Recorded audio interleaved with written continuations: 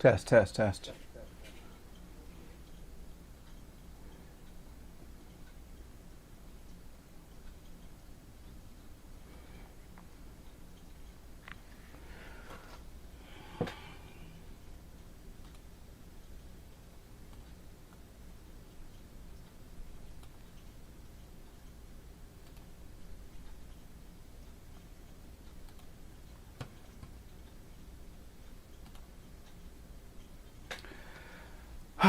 Hello, everyone. Oh, let me get rid of that echo.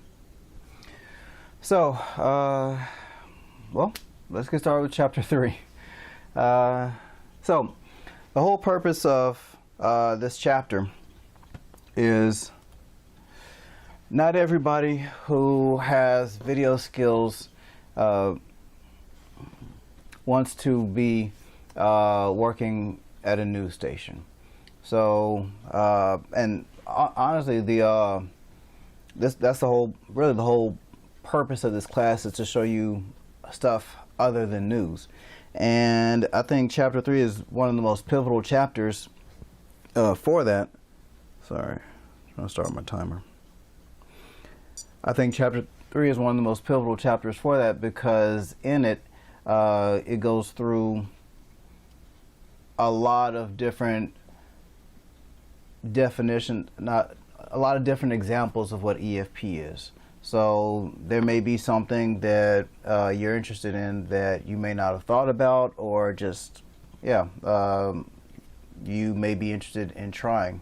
So yeah, it gives you a really broad idea of EFP, and just shows that those skills that you learned in television production and computer editing, it doesn't have to go to news. So that's why I think this is a very good chapter for those of you who want to create stuff but don't want to have to go to, KT, HV, BBC, AB, whatever, in order to use those skills. So let's get started. I'm just going to check my audio just in case. Yep, audio looks good. Okay. Oh, I was already up. So,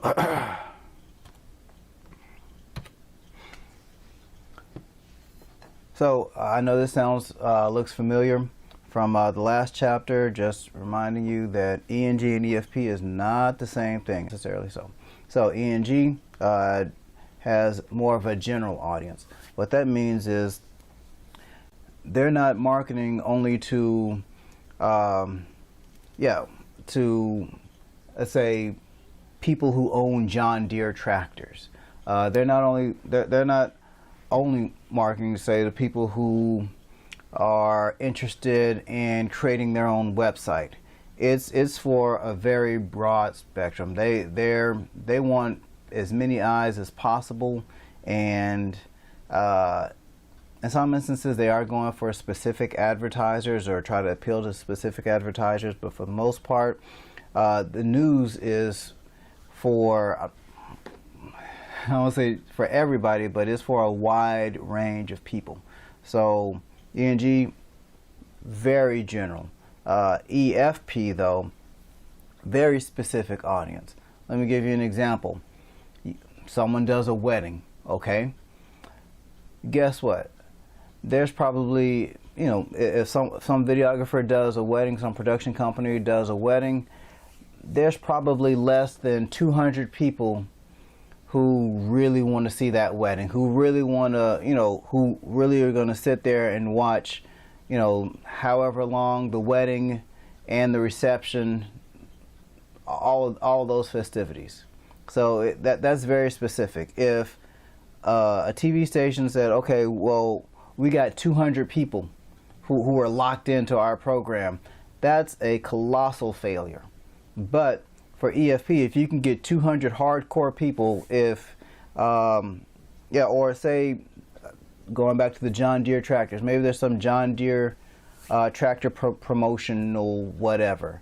But if 200 tractor people, owners, whatever, farmers, see that, then that's hitting their target audience. So we want that. But still, 200 is not as much of a failure if it's a core specific audience. So yeah.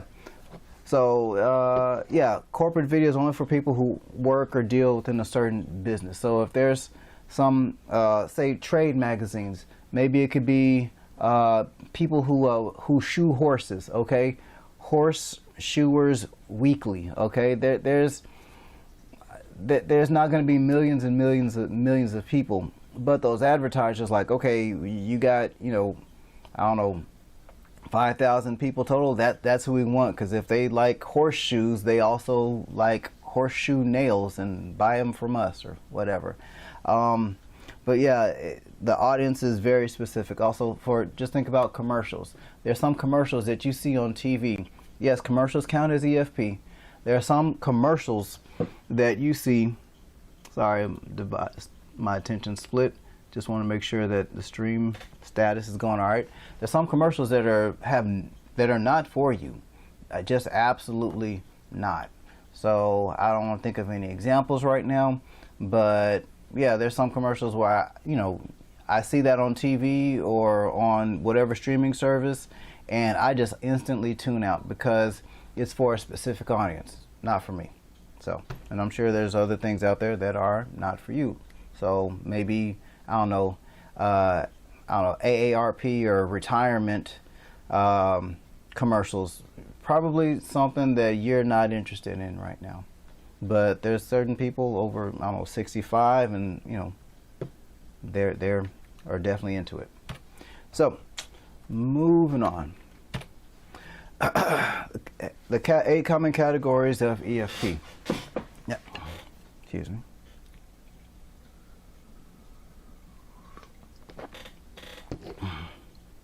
Sorry, just checking chat just in case somebody has a problem or issue.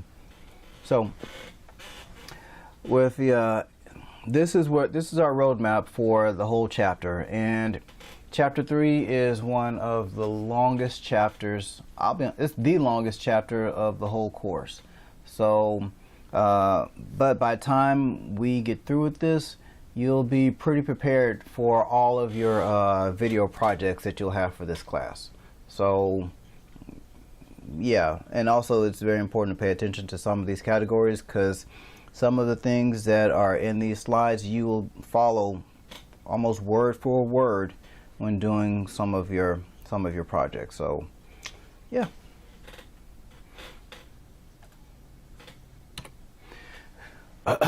So, what is corporate video? So, this is corporate video doesn't have to be broadcast, and it's not for entertainment. So that promotional video for some new knife that chops vegetables, or what does it say, horseshoers, some new metal for horseshoes, that'd be corporate. It's not for entertainment. It's to basically let you know about something that some advertiser, some company may want you to know about. So now that's just one specific thing. Okay, some others are, of course, there's corporations. So yeah, just businesses. You guys know what that is. Educational institutions like UAPB, UALR, whatever. Maybe a promotion as to how we make it easy for everybody to come to this particular university. Government agencies like I don't know, the FCC comes to mind. Labor unions, National Educators Association, United Steelworkers of America, SAG, Screen Actors Guild, professional association. Well, yeah, professional associations. Maybe I can't remember. I can't believe Black Journalist. I forgot the name. NABJ. All right, sorry. NABJ, National Association of Black Journalists. Clubs. It could be something as maybe some type of social club. Maybe trying to think of some right now. I want to say I'm not gonna say Rotary. Also, different civic organizations. So maybe it's a literacy council. So all of these can use corporate video, or would be categorized as corporate video. So how does this? Okay, like okay, that's who uses it, but how does this actually manifest itself?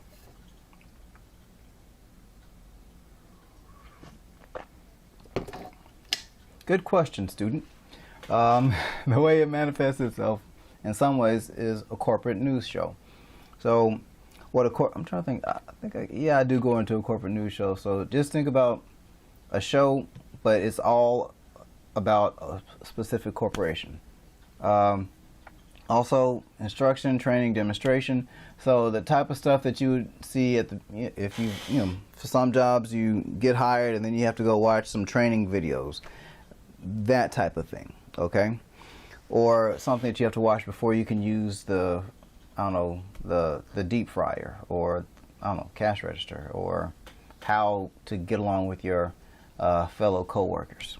Teleconferencing, that may have to be updated, but yeah. So, in case you don't know, teleconferencing is just an old word. It's an old way of saying Zoom, Skype, whatever the other thing is. Sales, promotion, motivation. Yeah, this makes up a lot. Just getting those videos, those CDs, those instructional video, not instructional videos, those promotional videos out to the people that may be potential buyers. Also, sales, promotion, pretty much the same thing. Motivation may be for your own people, just to show that, hey, this is Jim. He won the sales contest last month, and now he's happy and doing well. Might be something like that. So, corporate news shows.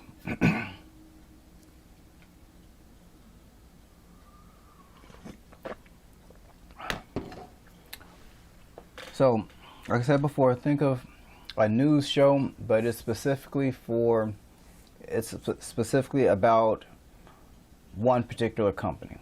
So these aren't common, but they do show up every now and then. Some ones that I can think of just off the top of my head. I'm trying to think, maybe Walmart has one. I know for the UFC, it's a mixed martial arts thing. Every now and then they do basically a newscast, but it's all about matchups and previous matches and all this other kind of stuff. PlayStation Network used to do one where it'd be a news show, but it'd be about all the upcoming titles and what's the most downloaded game of the past month. And maybe, sound short interview snippet with the creator of some particular game. So it's all news-ish type stories, but they all center around one particular, company. So, so another thing that it includes is internal public relations. So it kind of like lets people know what's coming up, different things that are going to be happening within the company to help people get on board with it. So messages from the messages from the management. Hold on, make sure my cursor's doing what it's supposed to do. Okay, there we go. From the management. Also profiles of, maybe there's a new regional vice president, and get an idea of who is that. Let's see. I'm trying to think. Yeah, I was just thinking about a story we did on Chancellor when he first got here. Anyway, company-wide news, maybe things that are going to affect everybody. March is, Toyota-thon, so we gotta, do truck sales or whatever. Regional news, employee. I think you guys kind of get the point. Now, something about these corporate news shows, they don't have real news. They don't have hard news. Okay, so if a tornado touches down in, you know, I don't know, the next state, that's not what they're going to talk about. So the only way they might talk about it is, hey, we gave away free paper towels for the people, you know, who got hurt. So or the people who were displaced. So they may have it from that angle, but as far as, you know, just talking about, say, weather coverage, that's not going to happen. If somebody, you know, I don't know. Yeah, I was gonna say, if somebody even, you know, was a victim of a crime, I don't know, across the street from a particular place, that probably, yeah, that probably won't make it. Yeah. So anyway, yeah, it doesn't have, you know, you're not gonna get the sports scores or anything like that. So anyway.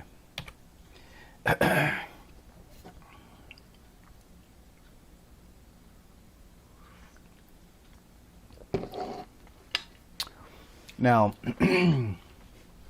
with the instruction, training, demonstration aspect of corporate video, so this helps because not every, say, training, not every trainer is going to be able to go to every particular branch. So they make videos that employees have, you know, some employees have to sit down and watch shortly after being hired. So maybe lets them know, I don't know, when to clock in, or the procedures, or how to operate a particular piece of equipment, or how to conduct yourself with the customers and with, you know, fellow employees. Distance learning, yeah, that's yeah, you're doing a bit of that now. So yeah, but this was an older version. Yeah, it's basically yeah, kind of like a version of I wouldn't say homeschool, but more like a distance learning network. So and today this has gotten even more advanced. Now, yeah, training is one of the most common uses. So I'm trying to think. I don't know about most jobs, but I know 2 jobs that I've had. I have had to watch some type of training video on how to do this, that, or the other, or whatever. So I'm guessing it's pretty common. I don't think it's universal, but pretty common.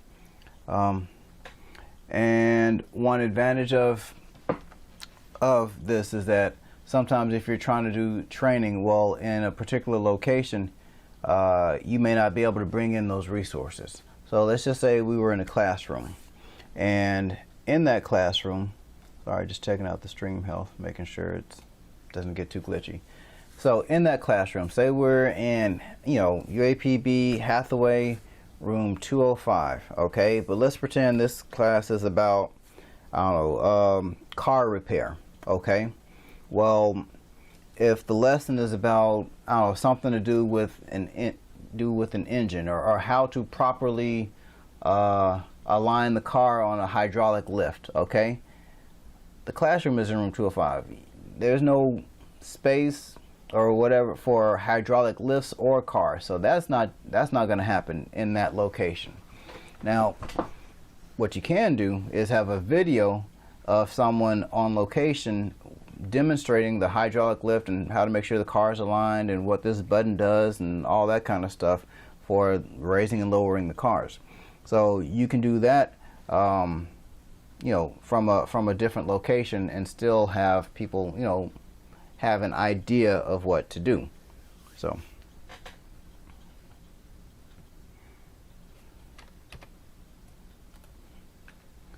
I'm gonna make a slight adjustment to the stream, so hopefully it won't be as glitchy.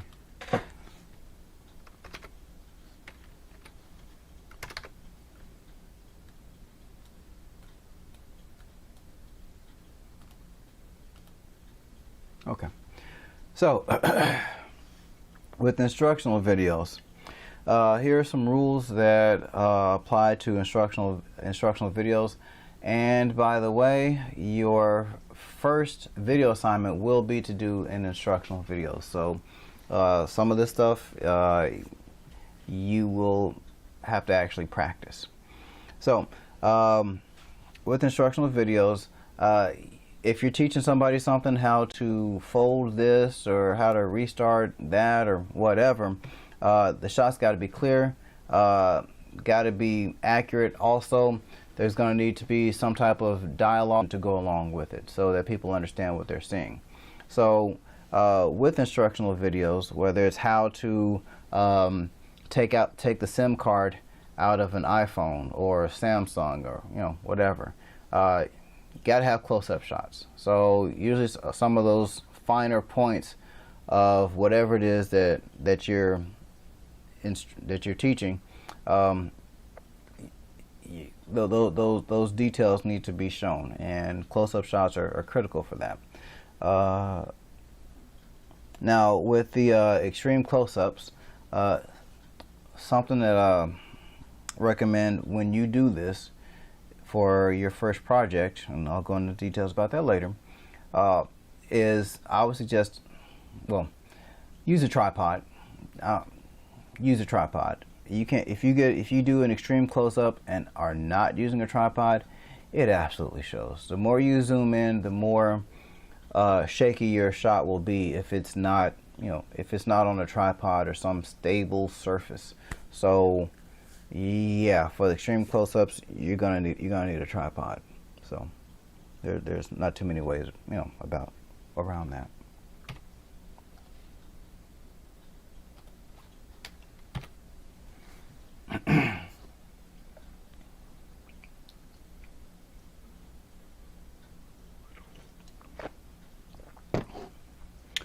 So for teleconferencing, or whatever the lingo is, something about this that people used to get confused, and I don't know if kind of like at one point, at some point, some people get confused about selfies. They may give the camera to somebody and say, "Hey, take a selfie of us." That's not what a selfie is. Yeah, selfie is a style is basically like a style of shooting because you're shooting yourself. Well, with teleconferencing, some people, because of, say, for example, you watch Zoom, okay?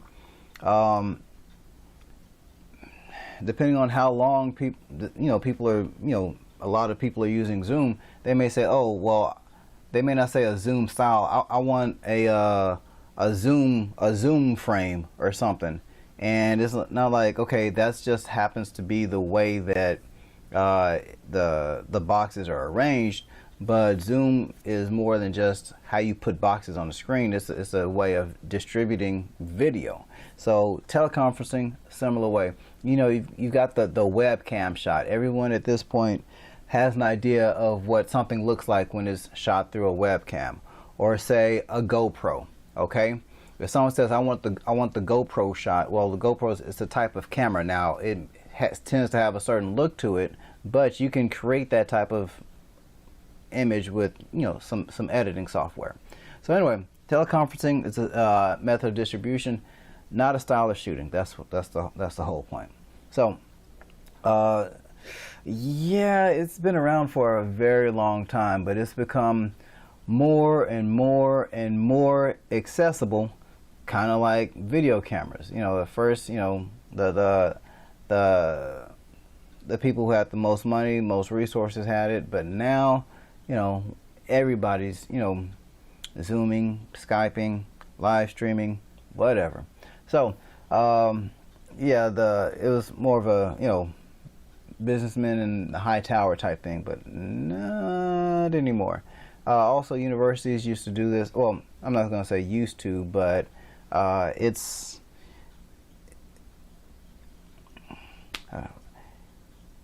it is not as complicated, but it's still done just to have remote courses, something similar to what we're doing, but on a much larger scale. So it might not just be one person speaking and one person or in their own house. It might be one person speaking in like a group of people gathered in a particular location, attending and responding. So Skype was one of the things that really made this really accessible. So yeah, to think it's only been 14 years since Skype, and now Skype is old. So anyway.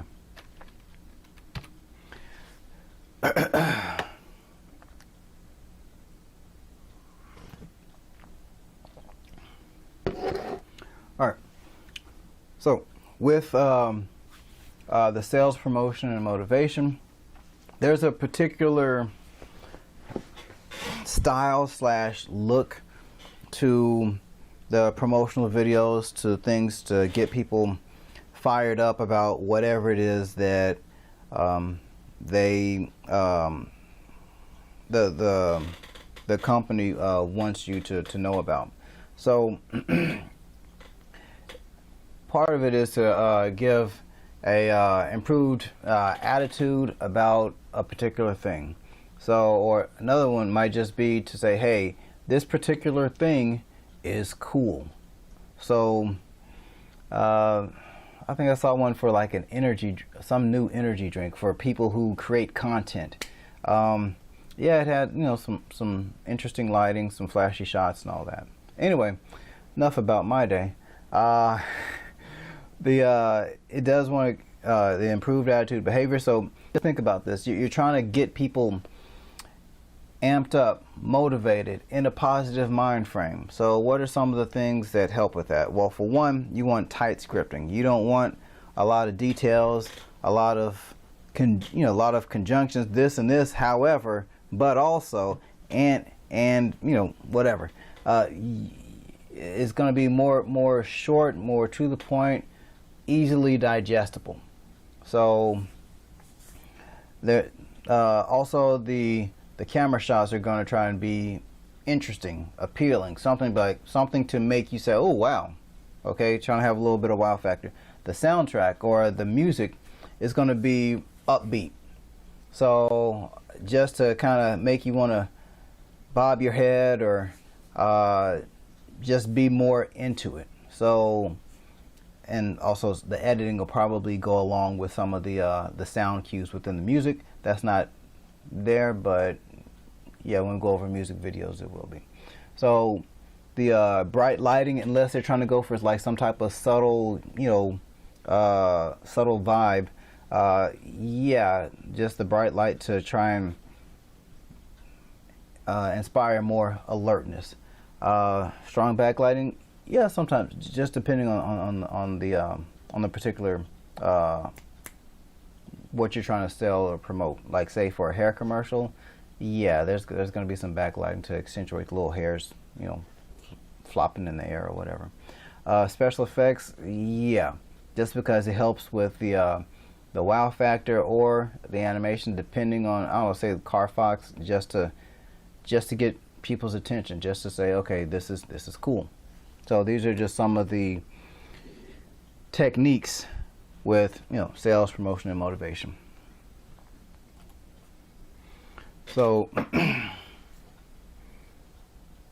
excuse me.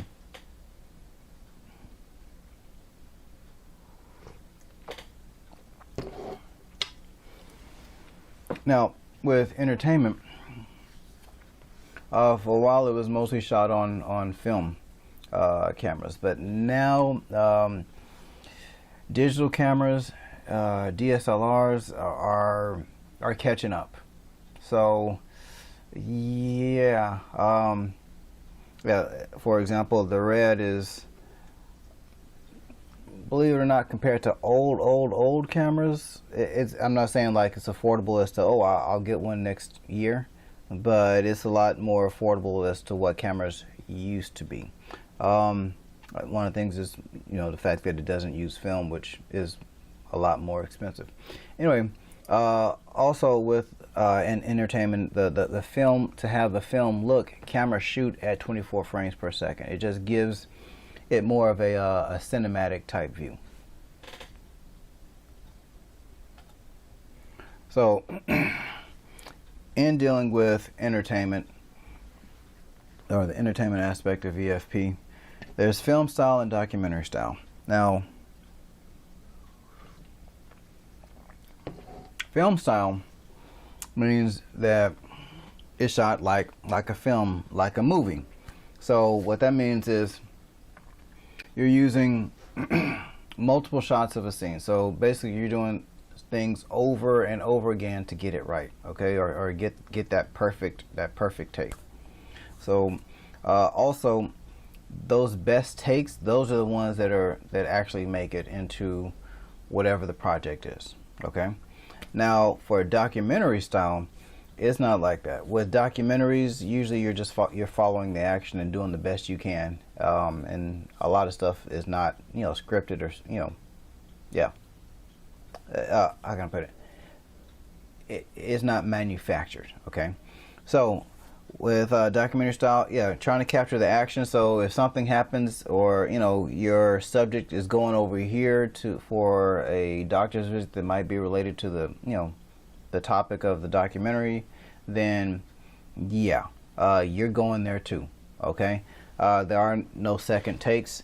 And one of the things that I do show some of this reality television stuff, just because that is probably the most easy way to relate to documentary style. So if you're not unfamiliar with documentary, reality television can sometimes be an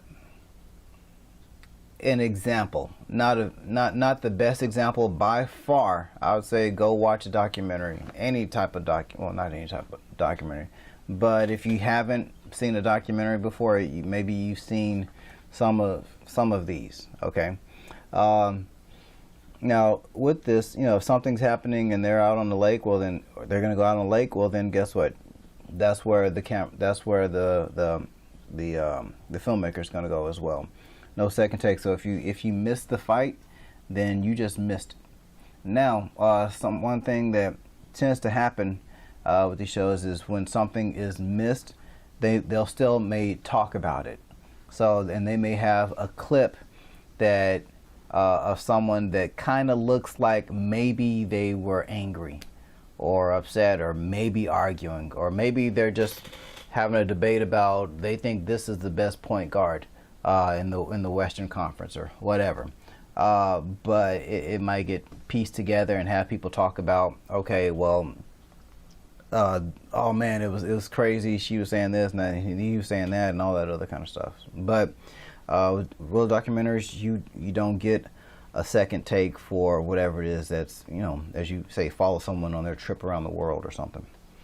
So with documentary style, also the cameras that are used are way smaller. So one of the reasons is because you're going a lot of places. You're following people to different locations. So you're not on a big set with no roof. You're basically going wherever you may need to go. So that may mean going into somebody's the hallway of somebody's house, and the tiny hallway of somebody's house. So maybe might need to somehow get a panning shot. Well, some big old camera is probably not going to happen. Also, yeah, the reason why a lot of these shots are so, you know, unsteady is because they're not using tripods. Why? Because tripods take up space. You can't move as fast with the tripod. So you will notice it on. Yeah. So yeah, I'm trying to stay out of reality television realm, but yeah, in documentaries, the type of documentary called cinema verite, where they're just basically following action as it happens. Yeah, there's not going to be a lot of tripods, and yeah. Anyway, and the shots are going to be, you know, a little bit shakier. Anyway.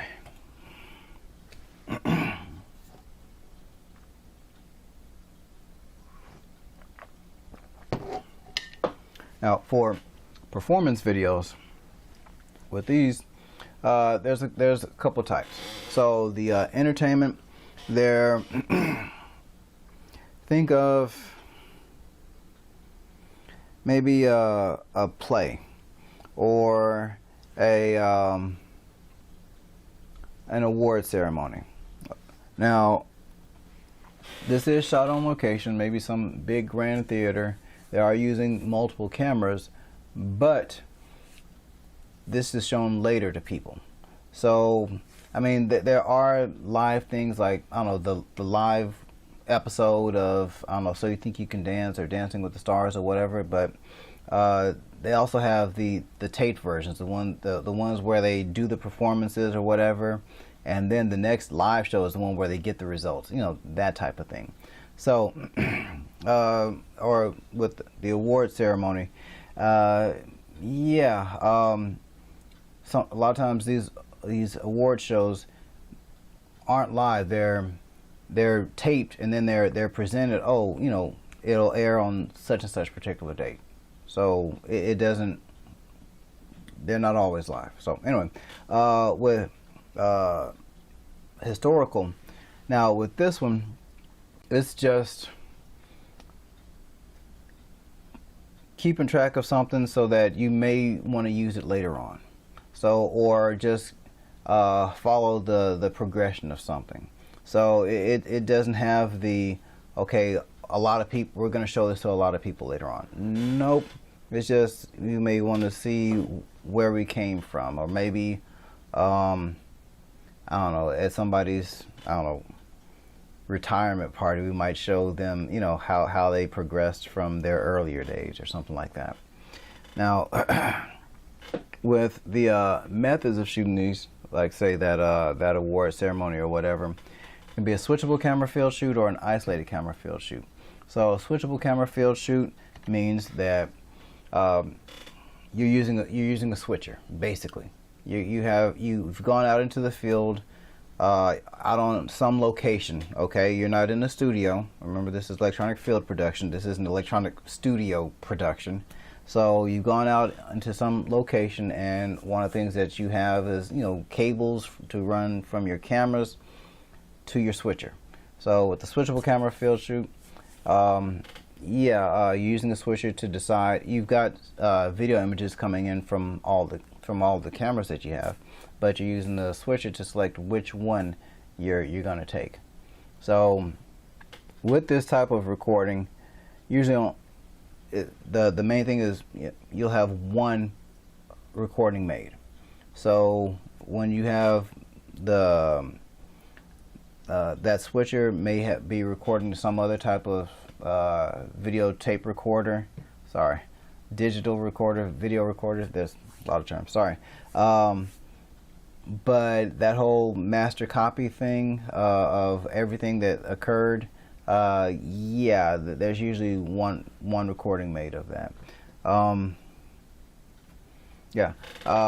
Usually the director, technical director, that's the person who decides, okay, cut to camera 2, you know, camera 3, tighten up, go to camera 4, camera 2, stand by, that type of thing. So when doing this, it's usually live to tape.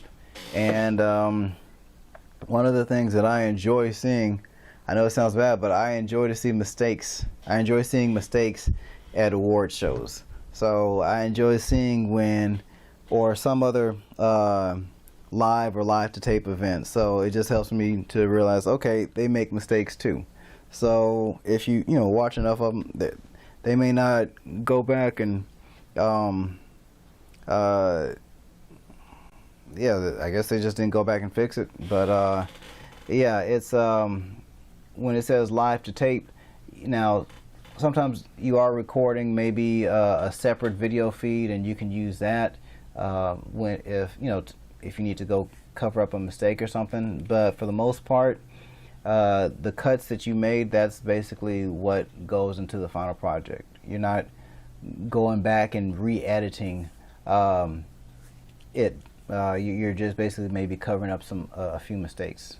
So with the switchable camera field shoot, no way to fix problems. touched on this. One way is if you have like a separate ISO line. So it's basically it's another feed, but it's not the same thing as what's going into the switcher and what's being seen. It's a separate line that that still has a good shot of whatever it is that you're watching. So sometimes you use that to make up for some type of error that was made. So this is just a very basic diagram of switchable camera shoot. So you've got your 3 cameras. This represents, cable running into your switcher, and this represents whatever it is that you have recording the collection of these shots, and when you switch from one to the other. ISO VCR. Now that may be running from the switcher. I'd say something that may happen in videographer sense is that they may just have one of these a separate camera just off somewhere recording, so it may not be a line going straight from the switcher to that. But either way, you still have another option outside of the 3 that are connected to the switcher.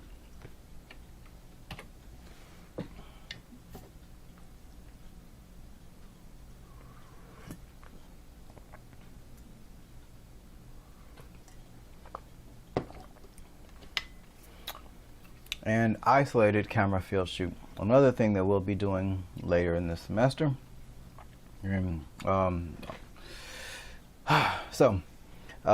With this, has the same number of cameras. Okay. Now the big difference is they are not tied to a switcher. So it's just 3 separate cameras recording the same thing, same time. Now the big thing about this is that when it says it relies heavily on post-production, that is such an understatement. So you'll spend, if you're doing an event like this, you'll spend way more time editing than you will during the actual shoot. So whether it's just getting the video in, maybe it's syncing up the video, maybe it's just making cuts from one video to the other. Every single cut has to be intentionally made. So yeah. Now with the whole 3 complete versions, because say you're using 3 cameras, you have one camera from, say, the left, one from the right, one from the middle, and you've got the whole thing, from that camera's perspective. That's what it means by 3 complete versions. Usually a master shot or safe shot from the center, usually some wide shot that basically shows everything that you could probably cut to at almost any time. And yeah, a typical one is 1 or more side cameras. That's like the standard way of shooting something. So if you've been to I don't know, dance recital or maybe a wedding, a lot of video production companies, yeah, they may go with the 1 in the middle, one to the left, 1 to the right. So there are other ways of doing it, to where you may not need as many people. To be honest with you, if you've gone to an event and you've seen Randy or Tim shoot something that is going to be edited, then you've seen them just kind of like have the cameras very close to each other. So, but they have the distances different. So one has wide, medium, one has tight shot. Anyway, let's see, where are we? I might go for one more. Oh, yeah, let's go for one more slide. So just want to give you a visual representation of that. It's oh, I want to make sure that it pops up. Okay, yeah, you guys see it. So yeah, it's pretty much the same. I mean, very similar to what I showed you before. but you know, there's no lines going from here to a switcher. So, and I know this is an old diagram. Even in the newer version of the textbook, they still go with this old diagram. But anyway, yeah, I'm not so mad at the VCR thing. I'm mad at the black and white and the old cameras. But anyway, yeah, this is just to represent that. Okay, that camera is recording. There's no box VCR next to the camera. It's just basically saying that camera is recording internally. So don't get that messed up. But yeah, you see it has a similar setup: one, left, right, center. And let's see. Don't want to get to this.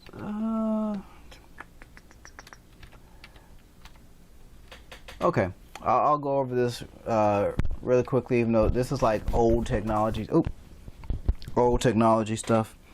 So when you're dealing with the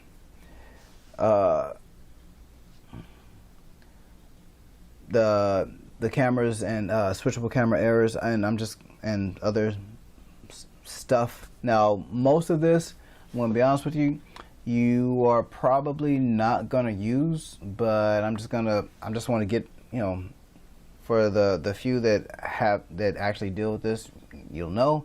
And also, I just want to get to a better stopping point on the lecture.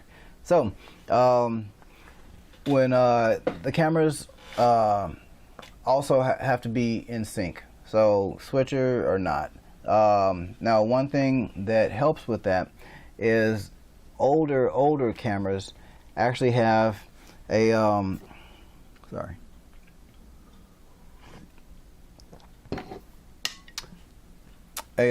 signal. I want to say a signal. Yeah, a signal that they can send from one to the other. Now you have to use a hardline connection to go from one camera to the other, just to get them all synced up in there, and so that their time code matches on all the cameras. If the time code matches in all the cameras, then you don't even have to really worry about syncing. You just have to match up the numbers. So it makes it pretty easy. So the Genlock connection. Sorry. Yeah, time code from one camera goes out into another. So it's kind of like their, what's the term? I think the term is daisy chaining, I believe. We have one cable going from one camera to a second camera cable going from that one to the third camera. It's just basically outputting that same, how can I put it?